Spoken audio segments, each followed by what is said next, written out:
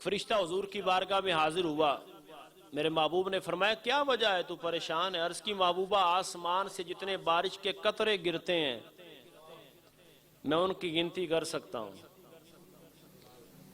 درختوں کے پتے جو ہیں ان کا شمار کیا جا سکتا ہے، لیکن محبوبہ جو آپ کی ذات پہ درود و سلام پڑھتا ہے رب جتنی برکتیں نازل اس پہ کرتا ہے میں اس کا شمار نہیں کر سکتا۔ اتنا اجر و ثواب۔ آپ حج کے لیے چلے جائیں، آپ زکوٰۃ دیں، آپ جہاد کریں، کل قیامت کے دن کیا ہوگا؟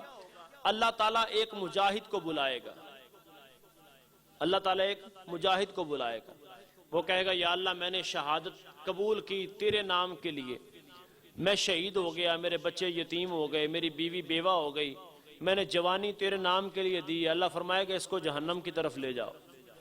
کہے گا یا اللہ میں نے تیرے نام کے لیے شہادت کو قبول کیا ہے۔ اللہ فرمائے گا نہیں، تو نے اپنی واہ واہ کے لیے کیا تھا سو ہو گئی ہے، لوگوں نے تمہیں شہید کہہ دیا، تجھے لوگوں نے پروٹوکول دے دیا، اس کو جہنم کی طرف لے جا۔ دوسرا اللہ قاری قرآن کو بلائے گا، وہ کہے گا یا اللہ میں نے تیرے لیے قرآن پڑھا، لوگوں کو پڑھاتا رہا، فرمایا نہیں تو نے صرف قرآن اس لیے پڑھا اور پڑھایا کہ لوگ کہے بھی بہت اعلیٰ قاری پڑھتا ہے، واہ واہ تیری بلے بلے ہو جائے، وہ ہو گئی ہے، اس کو بھی جہنم میں لے جاؤ۔ تیسرا شخص آئے گا یا اللہ تو نے مجھے مال دیا تھا، میں تیرے رستے میں خرچ کرتا رہا، سخاوت کی ہے، فرمایا نہیں تو چودھری صاحب کہلوانے کے لیے، جناب بہت بڑے ہیں، جناب سخی ہیں، وہ کہلوانے کے لیے کیا ہے، وہ ہو گئی، اس کو جہنم کی جانب لے جاؤ۔ یعنی ایسی عبادات اگر دکھاوے کے لیے ہیں تو نہ حج قبول ہے، نہ نماز ہے، نہ روزہ ہے، نہ زکوٰۃ ہے، کوئی بھی اعمال نہیں۔ لیکن میرے بھائیو درود و سلام ایسا ہے دکھاوے کے لیے بھی پڑھو تو رب سونا پھر بھی قبول فرما لیتا ہے۔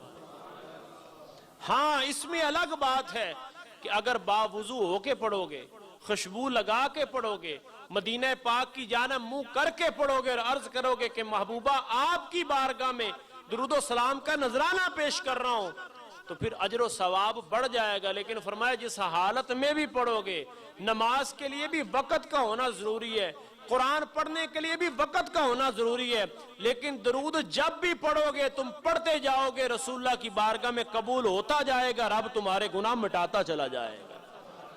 یہ برکتیں ہیں درود و سلام کی، یہ وہ برکتیں اور رحمتیں ہیں درود پاک کہ جو کثرت سے پڑھتا ہے۔ اور درود و سلام کی برکتیں اہل فیصل آباد کے سے کوئی ڈکی چھپی نہیں ہیں۔ آپ سبھی قبلہ مفتی امین صاحب کو جانتے ہیں، ایک کتاب لکھی، کتابیں تو بے شمار لکھی، لیکن کیا کوثر لکھی ہے، پھر کیا آب کوثر لکھی ہے۔ پھر دنیا نے دیکھا ہے اس مرد کلندر کا جنازہ بھی، اور شامل ہو کر کے بھی دیکھا ہے کہ عاشق کا جنازہ ہے ذرا دھوم سے نکلے، ارے محبوب کی گلیوں میں ذرا گھوم کے نکلے۔ درود و سلام آج سے ہم نے یہ تہیہ کرنا ہے کہ ہر شخص اپنے ہاتھ میں تسبیح رکھے۔ لوگ کہتے ہیں کہ دکھاوے کے لیے ان کا خیر ایک الگ سے فلسفہ ہوگا، لیکن بہرحال اس کا ثبوت ملتا ہے۔ اس سے کم از کم یہ تو ہوتا ہے کہ انسان کے ذہن میں یہ بات رہتی ہے کہ اگر میں نے تسبیح پکڑی ہے تو اس پہ کچھ پڑھنا بھی ہے۔ حضرت اقبال جیسی ہستی، کسی نے پوچھا علامہ اقبال سے کہ آپ کا اتنا بڑا نام ہے، اتنی شہرت ہے آپ کی، آپ تو کسی دینی مدرسے میں پڑھے ہوئے بھی نہیں ہیں، لیکن بات کرتے ہیں شاعر مشرق، آپ کو کیا کہا جاتا ہے، مفکر پاکستان ہے، اور آپ کی گفتگو کے اندر وہ تاثیر ہے، وجہ کیا ہے؟ فرمایا سارے کام چھوڑ چھاڑ کے میں نے 1 کروڑ مرتبہ مدینے والے کی بارگاہ میں درود و سلام کا نذرانہ پیش کیا ہے۔ 1 کروڑ مرتبہ حضور کی بارگاہ میں نذرانہ عقیدت پیش کیا ہے۔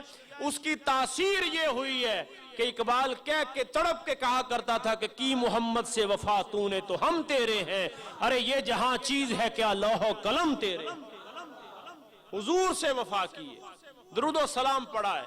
اور یاد رکھیے جب انسان درود و سلام پڑھتے پڑھتے ایک تعلق بن جاتا ہے نا، تو پھر میرے علی شاہ صاحب گولوی فرماتے ہیں میں حج کے لیے چلا گیا، اس وقت جس طرح سفر ہوتے تھے، آج بھی مکہ پاک سے مدینہ پاک کا سفر جو ایک طویل سفر ہے، تقریباً 400 میل کا سفر یہ بن جاتا ہے، تو اس وقت کے جو بھی حالات ہوں گے، پھر میرے علی شاہ صاحب فرماتے ہیں میں مدینہ پاک گیا تو نماز عشاء کا وقت قریب تھا، فرماتے میں نے عشاء کی سنتیں نہیں پڑھی کیونکہ غیر موقدہ تھی، اور پڑھیں تو ثواب ہے، نہ پڑھیں تو گناہ نہیں ہے۔